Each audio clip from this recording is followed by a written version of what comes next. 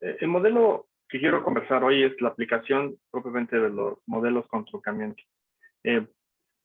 El concepto de truncamiento que vamos a ver o que vemos en este curso es el que se conoce como truncamiento incidental. Y tiene la característica de, como su nombre lo dice, de responder a un incidente observado dentro de los datos.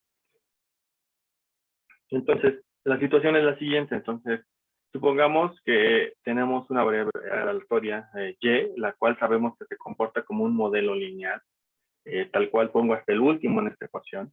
No obstante, tenemos la dificultad de que ese modelo solo es válido siempre que sabemos que ocurre o sucede un fenómeno como el que pongo en las ecuaciones, en la primera ecuación que muestro aquí.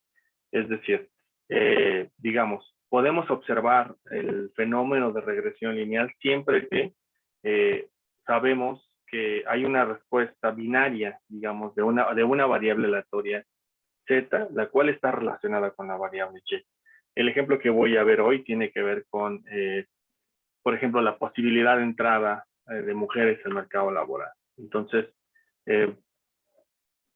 primero lo que tendríamos que, para poder analizar el salario de las mujeres en el mercado laboral, el incidente que tenemos que analizar primero es la entrada al mercado laboral de esas mujeres. Si no ocurriera la entrada, en realidad no tendríamos información para analizar en la ecuación y.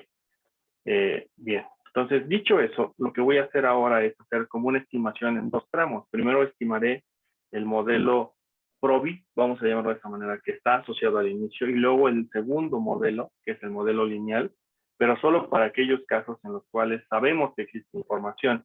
Entonces es como primero estimar cuál es la probabilidad de que ocurra el evento Z, y luego para los que ocurre el evento Z, entonces estimemos su ecuación lineal.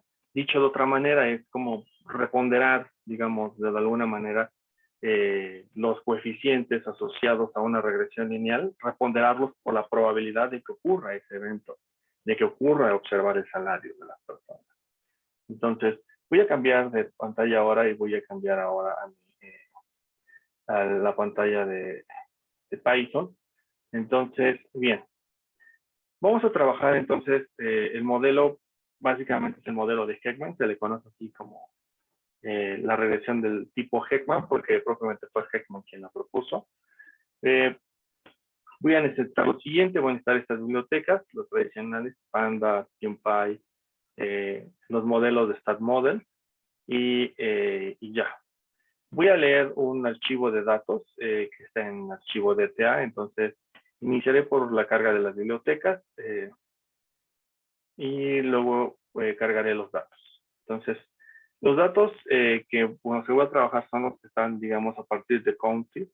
Los primeros datos, esta tabla, digamos, es, si ustedes la localizan de acuerdo al paper que está relacionado con este trabajo, van a encontrarse con las tablas C1, C2 y U y V. En realidad, estas son resultados de una estimación que hizo el autor del paper, pero ciertamente no explica concretamente cómo llega a eso, entonces no las utilizamos por esa razón. Entonces vamos a utilizar a partir de Conchi. Entonces lo que voy a tener es lo siguiente. Entonces, voy a tener la edad, la educación, si está casado o no, el número de hijos y el salario observado para aquellas mujeres que están en el mercado laboral. Entonces lo que tenemos es una tabla de mujeres con características digamos, de su edad y características de contexto de ellos, ¿no? Si están casadas o no y si tienen hijos, por ejemplo. Entonces, ¿cuál es mi estrategia? Lo que voy a hacer es lo siguiente. Primero voy a construir una ecuación que me va a permitir estimar si la persona está, o mujer concretamente, si para la mujer está en el mercado laboral. Por lo tanto, si observamos su salario, entonces como variable de entrada o como variable Z voy a utilizar el salario. Y a su vez, para aquellas que observo que tienen salario, entonces diré que haré su estimación de cuál es el salario esperado para esas mujeres, ¿vale? Entonces, lo haré en 2 tramos, por lo tanto. Entonces, primero voy a definir mis variables. Entonces, mi variable en ambas ecuaciones va a ser el salario. Por lo tanto, es Y, solo utilizaré Y.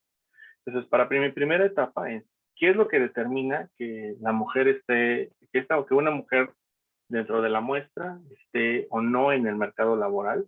Yo considero que van a ser estos factores. El primero será que esté casada, que tenga hijos, o el número de hijos, la educación y la edad. Entonces, digamos, esos serán los determinantes de que una mujer entre al mercado laboral o no. Luego, ya que esté en el mercado laboral, la pregunta será, ¿cuál es el nivel de salario que se espera para una mujer en el mercado laboral, considerando que ya está, o sea, que tomó la decisión de ingresar al mercado laboral? Entonces, digamos que las variables que nos ayudarán a explicar ese hecho, diríamos que solo son 2, su educación y su edad. Entonces, noten que bajo esta técnica, en realidad, factores como tener hijos y estar casadas, por ejemplo, no son determinantes para el salario. Si lo vemos como una óptica de cuál es la razón por la cual un empleador puede decidir o no contratar a una mujer para un puesto laboral. En estricto sentido, parecería que no debería ser relevante, puesto que esos 2 factores solo son relevantes para la toma de decisión de entrar o no al mercado laboral. ¿Vale? Entonces, ejecuto esta línea digamos, con mi construcción de variables. Lo que voy a hacer es una estimación. Entonces, voy a hacer una estimación en 2 etapas. Voy a utilizar un script de Python que no está propiamente dentro de la paquetería de las bibliotecas convencionales de Python, y es propiamente un script que se llama Heckman. Entonces, si ustedes regresan al inicio de la carga de las librerías, notarán que cargué este archivo que se llama Heckman. Entonces dije, importa Heckman a Heckman. Bueno, ¿qué es Heckman? Si ustedes observan en su carpeta, verán que hay un archivo que se llama heckman.py.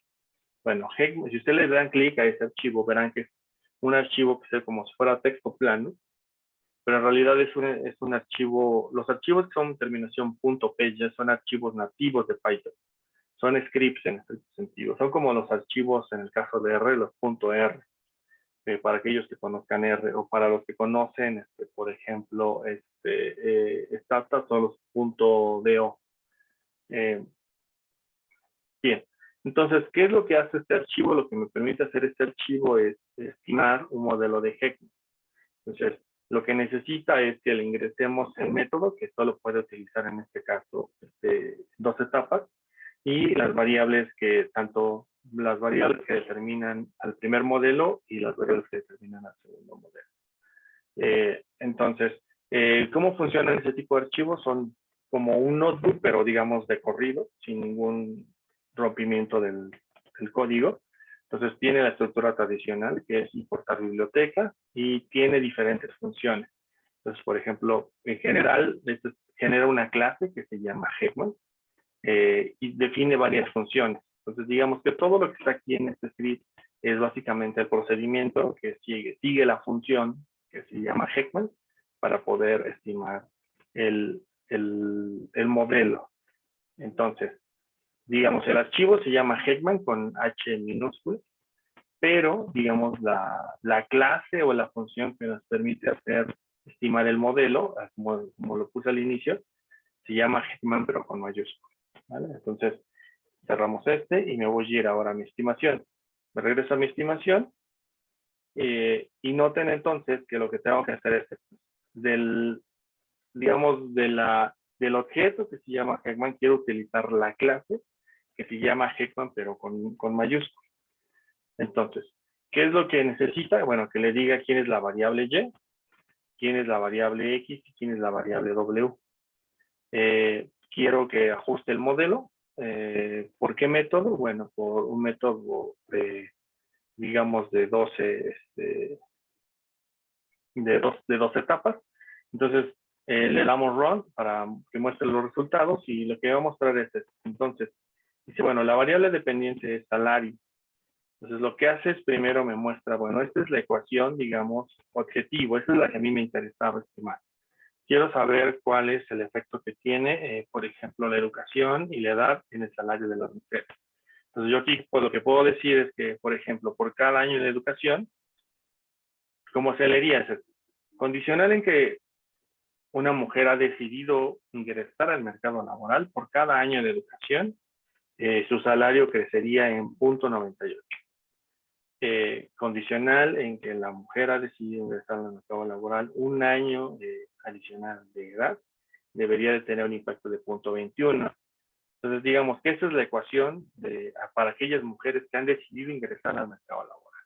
Ahora, el siguiente tramo de información es la ecuación de la toma de decisión de ingresar o no al mercado laboral.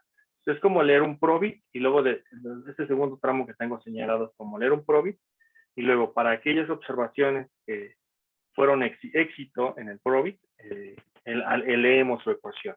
Entonces, digamos que en términos del PROBIT lo que tenemos es que lo que más aporta a la posibilidad de entrar al mercado laboral según esto es el tener el número de hijos, ¿no? Entonces, es algo, digo, habría que tener mucho cuidado con cómo leerlo, pero es lo que nos sale en este momento, de que pareciera ser que es lo que más aporta. Bien, ahora, en términos también de lo que nosotros sabemos es que hay un coeficiente que le llamamos coeficiente o les dije coeficiente de Mintzar, que básicamente lo que mide es la proporción o el aporte que le da digamos, el truncar la muestra a la ecuación de objetivo. Ese coeficiente lo estimamos dentro de este proceso, este es el famoso lambda. Si ustedes se acuerdan cuando les dije, bueno, esto consiste en estimar el lambda, que es el coeficiente de Mintzar, se estima aquí y está aquí en este renglón, y es 4 el valor. Lo relevante de este valor es interpretar no propiamente su valor, sino su significante. Entonces, lo que sabemos aquí es que es significativo. Bien, eso quiere decir que entonces sí tenemos un problema de selección de muestras. Entonces, si este coeficiente, voy a ver primero el caso negativo y luego voy a ver el caso positivo. Si este coeficiente nos hubiera salido no significativo, querría decir que la primera etapa de la selección, es decir, el entrar o no en el mercado laboral, es irrelevante para la estimación final. Quiere decir que en realidad no había truncamiento incidental. Que en realidad pudimos haber estimado de manera directa la ecuación de interés y era suficiente. Ahora bien, por el contrario, si nos sale significativo el coeficiente, lo que quiere decir es que en realidad sí era relevante la primera etapa, es decir, sí hay un efecto en la estimación derivado de la selección de entrar o no al mercado laboral. Por eso es relevante el coeficiente. Entonces, siempre que hagan uno de estos modelos, digamos, una de las primeras cosas que se tienen que fijar es si es tu coeficiente de Mintzar es o no significativo. Si es significativo, entonces ya es un buen modelo que tienen. Si no es significativo, entonces no necesitaban hacer un Heckman, sino hacer una regresión lineal simple, como ustedes los conocen. ¿Vale? Bien, ¿alguna duda con este modelo? Ok, bien. Entonces ahora bien, veamos entonces ahora el concepto de censura. Voy a regresar a mi OneNote. Entonces, ahora veamos qué pasa cuando el modelo tiene censura. Ahora, cuando el modelo tiene censura, entonces estamos en una situación distinta. Los modelos con truncamiento tienen la característica de que el investigador toma la decisión puede tomar la decisión de dónde truncar la muestra, o de decir o de identificar incluso dónde está el truncamiento. Como en el caso que les mostré de salarios, es bueno. Nosotros decidimos que el truncamiento o la muestra se trunca para aquellos casos en los cuales observamos que las mujeres decidieron o no entrar al mercado laboral. Esta es una parte, ¿no? Ahora, y esa es una forma de los datos. Ahora, en el caso, por otro lado, si volteamos ahora hacia censura, veremos que en realidad el problema de censuramiento no es un fenómeno que el investigador pueda decidir. Todo lo contrario, en realidad el problema de censura es un problema de la naturaleza misma de cómo están los datos. El caso más común de censura es, por ejemplo, que aparezcan muchos ceros en una regresión. Seguramente muchas veces a ustedes les pasó que cuando analizaban datos de encuestas, por ejemplo, eso es muy común en los datos de encuestas, cuando analizaban datos de una encuesta, se percataban que el valor más común para la variable de interés, bueno, no el más común, sino un valor altamente común en su variable de interés era el cero. Por ejemplo, cuando analicen gastos de los hogares, yo voy a hacer un ejemplo de gastos de los hogares, concretamente, se van a dar cuenta que, por ejemplo, imagínense que están analizando el gasto de los hogares en telecomunicación. Se van a dar cuenta que probablemente un valor que está altamente frecuente y que parece aberrante en términos de la distribución de las demás frecuencias es que el gasto en cero. Bueno, ¿eso qué significa? Significa que hay muchos hogares que están gastando en cero o simplemente que en realidad los datos están censurados. En realidad la respuesta es la segunda, los datos están censurados. Hay un conjunto de valores para los cuales los hogares no nos reportan la información. En realidad dicen cero, pero puede ser una respuesta distinta. Por ejemplo, puede ser que sea un bien que a lo mejor no valoran, entonces por lo tanto no importa el precio para el cual estén ofreciendo en el mercado los servicios de telecomunicaciones, los hogares deciden consumir cero. O puede ser simplemente que el ingreso no les dé la capacidad suficiente para gastar en este servicio. Entonces también el dato en realidad está censurado, no lo podemos observar. Entonces a eso se refiere en general el concepto de censura, el no poder observar la información. Bien. Entonces, en general el modelo de censura te da una forma más o menos como la siguiente. Entonces diremos que en general veremos una variable y igual a 0 y otra variable y igual a y pelitos.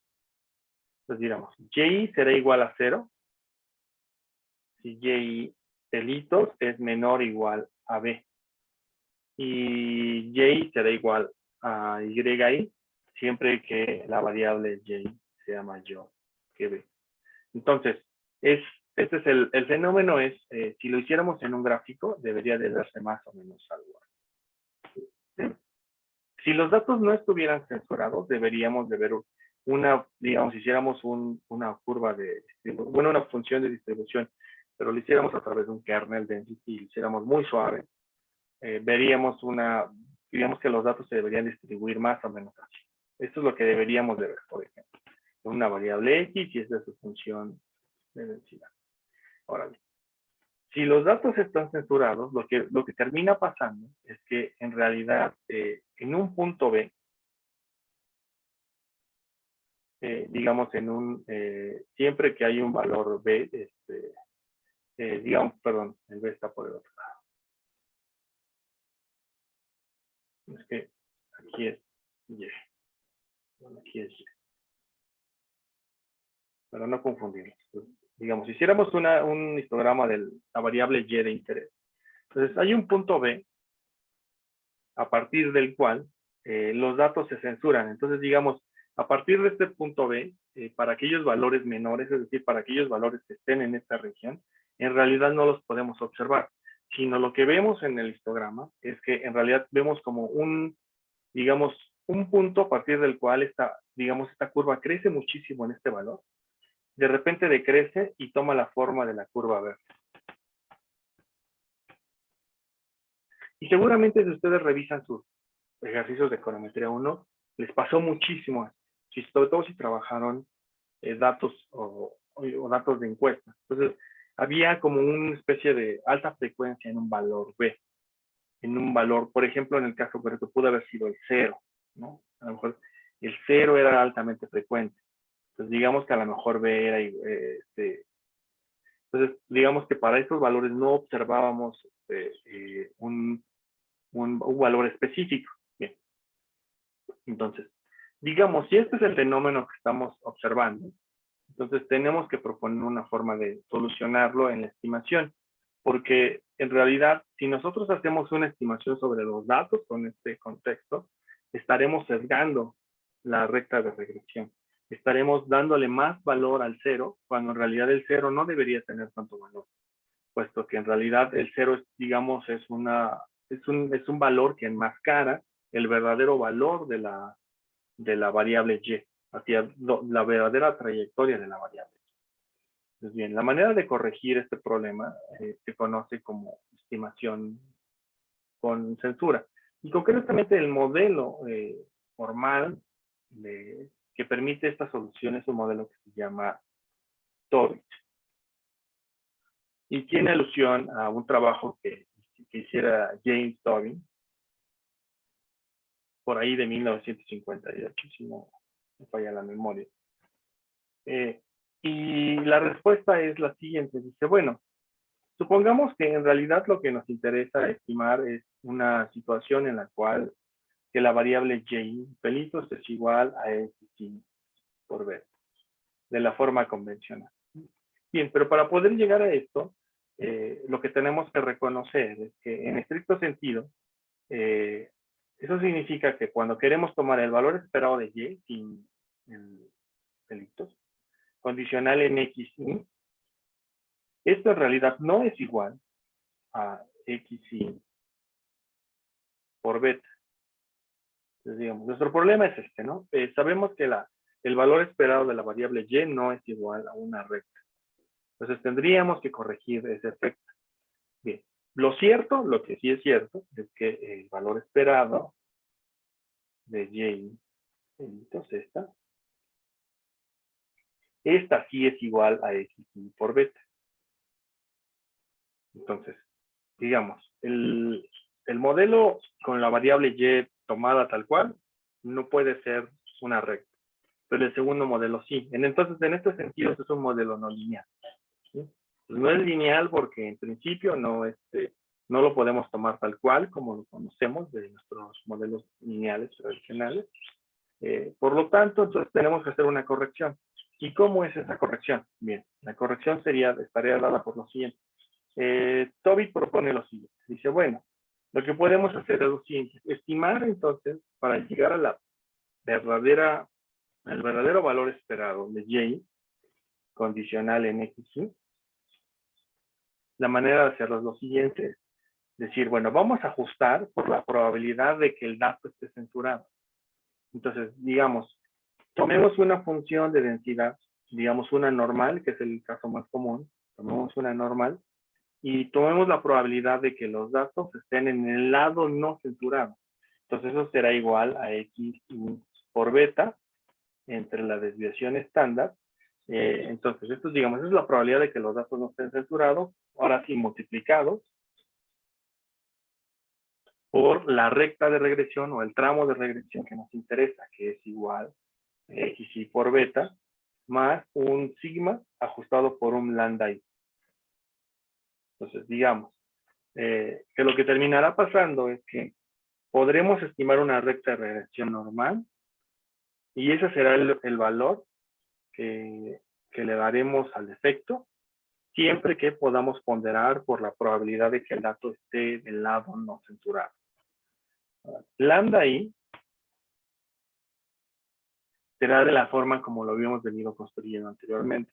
La manera en que lo construimos en la parte de truncamiento fue decir que, bueno, era la función de densidad de la normal, evaluado en x por beta, entre sigma, dividido entre la función de probabilidad acumulada de x por beta entre sigma.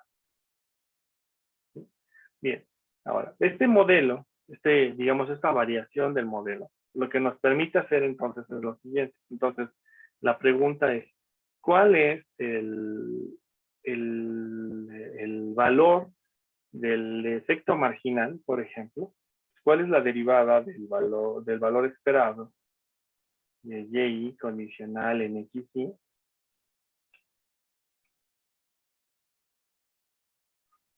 respecto de la derivada de una variable xk?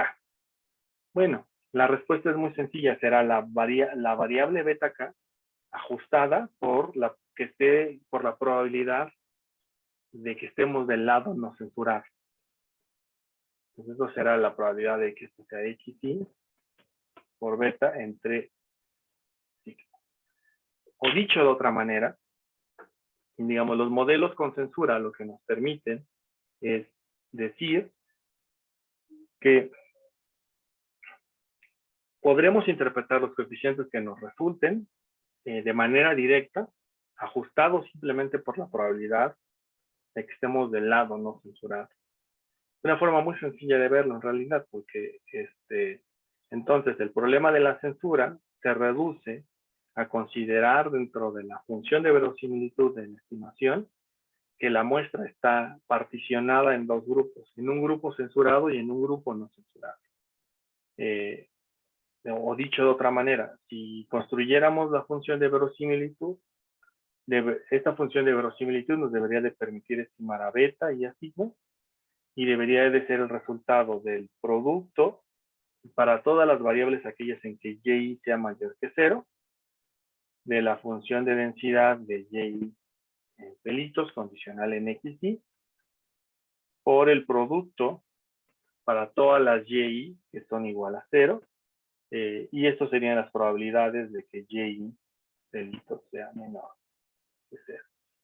Es decir, la función de densidad, entonces, o la función de verosimilitud, tiene los dos tramos, ¿no? Entonces, tengo el tramo no censurado, que es este tramo, multiplicado por las observaciones censuradas. Entonces, maximizo esta función y lo que tengo que encontrar es que el punto máximo de esta función me va a garantizar que será una función que considere tanto los datos censurados como los no censurados. ¿Vale? Bien. ¿Alguna duda con este modelo? Bueno, entonces vayamos ahora a Python. Veamos un ejemplo de este caso. Bien.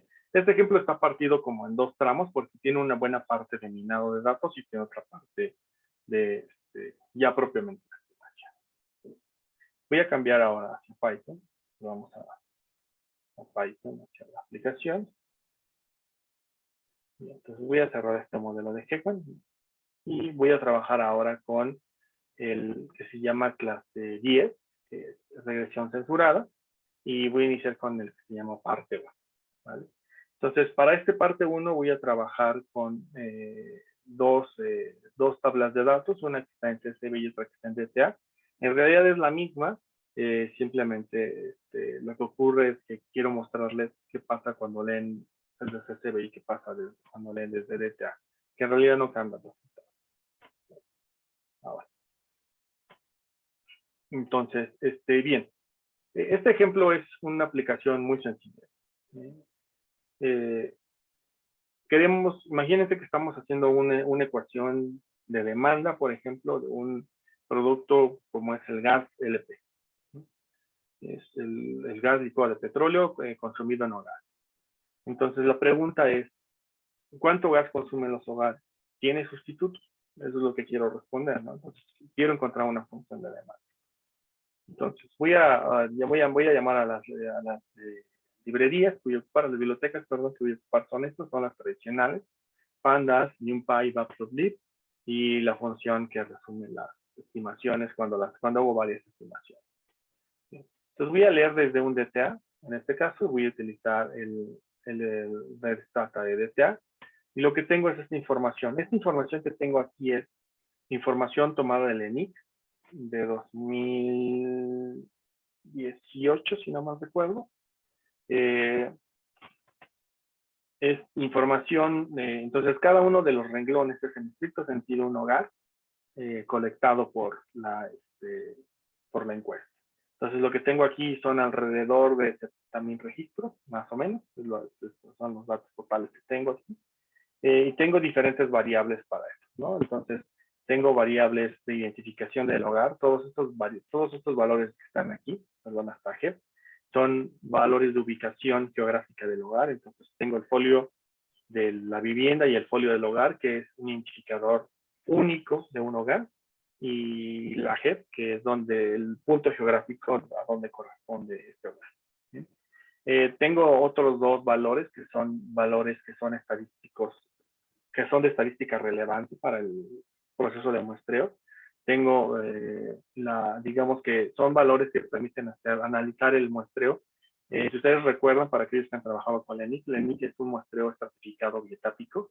Entonces eso significa que lo que hacen es que estratifican la muestra. Para poder hacer el muestreo hacen dos procesos de estratificación. Uno que tiene que ver, concretamente LENIC uno es rural y urbano, y otro que tiene que ver con la JEP donde se ubica el hogar. Entonces, primero hacen una selección muestral de urbano-rural, y luego ya que deciden si el hogar está en urbano-rural, seleccionan dentro de los AGEP que son urbanos y rurales. Entonces, por eso se llama estratificado, porque son dos estratos, y bietápico porque son dos etapas, ¿no? Bien. Entonces, hay un factor de expansión, que es el factor de expansión lo que nos dice es la representatividad que tiene cada uno de los valores dentro de la muestra. Por ejemplo, el 544 que está en el renglón 1, lo que significa es que este hogar equivale a 544 hogares en el país. Entonces, si ustedes sumaran toda la columna de factores, les debería de dar el número total de hogares, que son alrededor de 31 millones de hogares en este país. ¿Vale? Ubicación geográfica tiene que ver con el estado, municipio y localidad. Así es como deben ver. Primero 2 dígitos de estado, 3 dígitos de municipio y últimos 4 dígitos de localidad. Entonces es la entidad Baja California. Y bueno, ya lo demás que me interesa a mí conversar es lo siguiente. Lo que tengo son variables por ejemplo, el precio que enfrentan los hogares, tanto para gas natural, en versión precio y en versión logaritmo natural, el precio que enfrentan de gas LP y lo que consumen de gas LP. Y otras variables, por ejemplo, de gasto en otros combustibles, ¿no? Que podrían ser como carbón, petróleo, diésel y otros combustibles, ¿vale? Entonces, estos de hecho, son valores muy pequeños. Por ejemplo, si ustedes se dan cuenta, este hogar dice que gasta 255, es información trimestral, es 255 pesos al trimestre en otros combustibles. Y al final una variable que nos indica si el hogar tiene acceso o no a gas natural. Esto es relevante porque en realidad el gas natural solo es sustituto en aquellos lugares donde hay acceso. ¿Vale? Esa es la lógica de estos variables. Bien. Ahora, si por alguna razón la instrucción anterior no funciona, porque eso puede pasar, que a lo mejor no estén leyendo correctamente el archivo de Stata, entonces utilicen esta otra que es un lector de CSV. Les debería arrojar exactamente la misma lectura de datos. La diferencia es que lo hago por aquellos que, algunos de aquellos que me han comentado de que tienen problemas para leer archivos desde Stata, bueno, léanlos desde CSV. Entonces aquí tengo toda digamos, la descripción de cada una de las variables. Tengo diferentes variables, incluso como latitud, longitud del hogar, unas características como si tiene el número total de integrantes, si tiene alguna infraestructura como estufa, calentadores, el ingreso, el gasto y el precio que enfrenta. ¿Vale? Entonces, la fuente, bueno, es ENIC 2016, me equivoqué, es 2016, y otras fuentes del gobierno federal. ¿Vale? Bien, entonces vamos a hacer un análisis descriptivo de la información que tengo. Entonces voy a hacer primero un histograma. Entonces voy a utilizar de la biblioteca Matplotlib la función histograma. Entonces voy a tomar de la tabla que se llama gas lp.df, la variable que se llama gasto gas LP, que es el gasto en gas LP. Y quiero que se grafique como barra. Entonces, y aquí tengo título y eje de el título y el eje de la H. Bien, si ejecuto esta instrucción, se ve como este histograma. Noten, este histograma lo que tiene, si ustedes se dan cuenta, tiene una alta frecuencia muy cercana al cero. Quiere decir que hay muchísimos hogares que consumen muy cercano a cero en términos de consumo de gas LP. Lo cual en realidad suena raro, ¿no? Porque en estricto sentido, los hogares mexicanos deberían de estar reportando gas LP porque es un combustible, digamos, de primera necesidad para cocinar y para calentar cosas, ¿no? Bien, entonces veamos qué es lo que está pasando con estos datos, ¿no? Entonces voy a seleccionar aquellos datos en los cuales el gasto es positivo. Entonces, ¿cómo lo hago? Bueno, tomo la columna, tomo todo el data frame que se llama gasto DF, voy a utilizar la función .log. Entonces, quiero que lo que le estoy diciendo a Python, quiero que localices aquellos casos para los cuales la columna que se llama gasto gas LP sea mayor que 0 y que selecciones todos los renglones, que selecciones todos los datos, ¿no? Entonces, solo va a seleccionar aquellas filas que son, digamos, aquellos registros que tienen gasto positivo y toda la información. Les damos run a y tenemos ahora esta nueva tabla, y esta nueva tabla tiene ahora 33.821 registros. Entonces, pasamos de una tabla de casi 60.000 a solo 33.000, lo cual quiere decir que más o menos como unos 37.000 registros consumen 0 en gas LP, lo cual es altísimo, ¿no? Bien. Ahora repitamos nuestro histograma. Vamos a ver cómo se corrige el histograma ahora por el consumo positivo. En realidad la corrección pareciera muy poca, pero sí hay una corrección. Si lo comparamos el histograma con el anterior, veamos cómo es que el anterior sí tiene ciertamente alta frecuencia aquí, pero bueno, pareciera ser que la corrección no es tan relevante. Pero lo que sí sabemos es que estos datos ya están corregidos por el efecto. Entonces, ahora, ¿qué es lo que voy a hacer ahora? Voy a cortar también la muestra, porque me voy a quedar con aquellos hogares que, por ejemplo, consuman algo razonablemente comparable dentro de la muestra. Entonces, digamos que me voy a quedar con aquellos hogares que consumen más que 0 en gas LP, pero menos de 2.000. Sí, porque me parece que alguien que consume más de 2.000 de gas LP es un dato que no podría ser, que es aberrante en términos de que es muy poco frecuente y de que probablemente son valores atípicos dentro de la muestra. Entonces, digamos, corto mi muestra, gasto medio, y aquí me quedo, si ustedes se dan cuenta, pierdo pocos elementos. Entonces paso de tener de 33.821 a tener solo 33.725. Hagamos ahora el histograma para estos datos. Bueno, y si hacemos el histograma para estos datos, bueno, ahora sí ya se ve que los datos ciertamente están más cercanos al 0, pero ya muestran un comportamiento más o menos más homogéneo. En el 2016, entonces un hogar en promedio gastaba al trimestre más o menos 250 pesos en gas. Perdón, al mes, esta es información de mensual, perdón, al mes en gas eléctrico, ¿vale? Bien, entonces ahora, incluso podría recortarla todavía más, ¿no? Podría quedarme únicamente con los que son de menos de 500. Bueno, ¿qué es lo que hago aquí, no? Los recorto un poquito y me quedo con aquellos que son de menos de 500.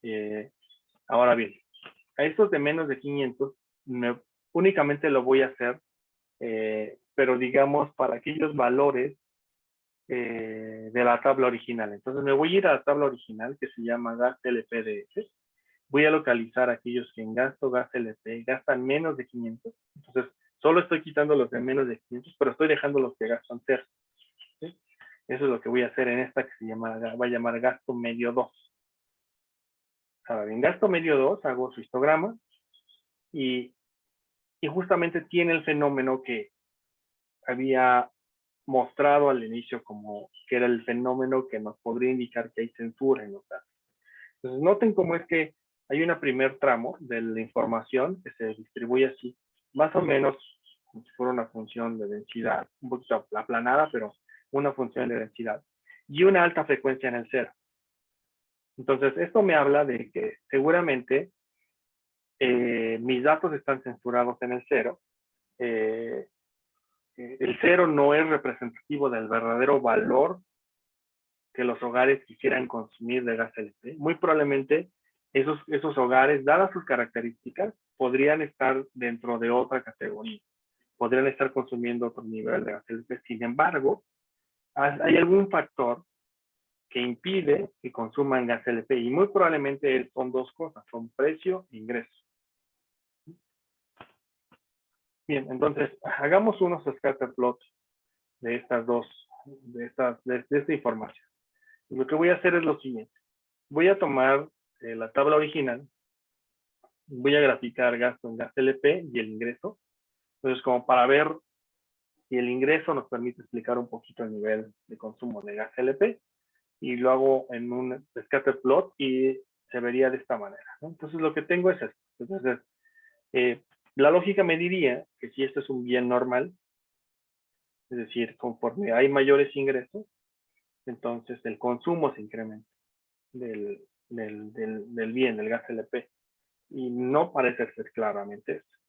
Entonces, por ejemplo, observen, hay hogares que dicen que tienen ingresos por cerca de 12,000 pesos y no consumen mucho gas LP. No hacen mucho gasto en gas. Sin embargo, hay hogares que tienen pocos ingresos, pero que consumen muchísimo gas LP. Entonces, no es tan claro necesariamente esta relación, ¿no? De hecho, no es clara. Ahora, veamos ahora qué pasa con el gasto en gas LP, pero, a ver, este es para, ok, ya. Esto es para toda la muestra. Ahora, ¿qué pasa para los que son de ingreso medio? Es decir, los que están, perdón, los de gasto medio, que son aquellos que son hogares que consumen más que cero, pero menos que 1,000 pesos de la dieta. Y también de esta manera incluso no se ve claro que la relación sea, que el ingreso sea lo que puede explicar necesariamente el gasto en gas LP. Ahora veamos, por ejemplo, el total de integrantes. ¿Qué pasa con el total de integrantes? Si hago una valoración con el total de integrantes, ahora pareciera ser que esto ya tiene más sentido. Quiere decir que probablemente la variable que más está afectando el gas, o que más puede explicar que un hogar decida gastar o no en gas LP, podría ser el total de integrantes, ¿vale? Entonces vamos a tomar esta información y vamos a tratar de construir entonces una estimación para un modelo con censura, dada esta primera exploración que tenemos de los datos. Entonces, la conclusión probablemente de esta primera exploración de los datos es que efectivamente parece que hay un problema de censura, y la censura se vio claramente en este histograma. Entonces, lo que sigue es tratar de identificar qué puede explicar esta censura. Una primera aproximación nos había hecho pensar que puede ser el ingreso, no necesariamente parece ser. Parece ser que tiene que ver más con la composición misma del hogar, en este caso el total de integrantes, lo que puede explicar cuándo consumir mucho o poco gas LP. Otra característica que podría explicarnos es el precio. Esa la voy a analizar con más cuidado en la siguiente clase. Bien, ¿alguna duda con este ejemplo que veo hasta ahora?